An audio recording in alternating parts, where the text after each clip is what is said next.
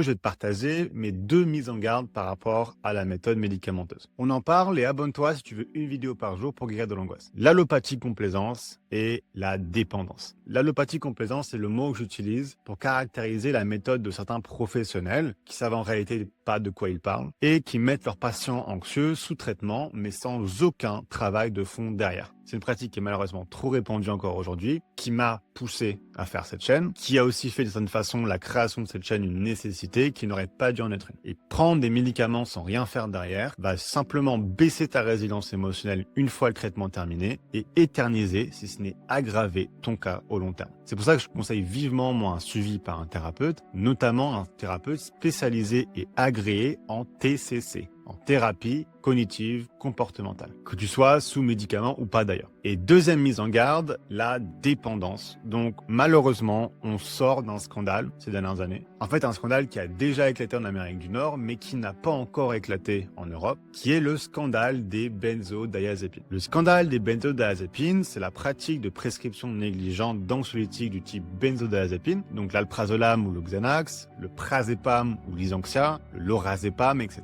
qui ont été conçus pour des durées de traitement courtes, ne devant pas aller au-delà de 12 semaines de traitement, y compris la période de sevrage, mais qui sont prescrits par des médecins, souvent des généralistes, bien plus longtemps que ça. Ce qui entraîne des problèmes de véritable dépendance qui causent énormément de complications. Et donc, je te mets en garde sur ça. Si tu prends des benzodiazépines, très bien. Mais il faut que tu fasses attention à une seule chose. Si tu en prends de façon quotidienne, ne dépasse pas les durées de traitement. Et si ton médecin ne se montre pas très alarmé ou informé par rapport à ça, il faut que tu changes de médecin, c'est mon avis. Donc voilà, on a fait un peu le tour.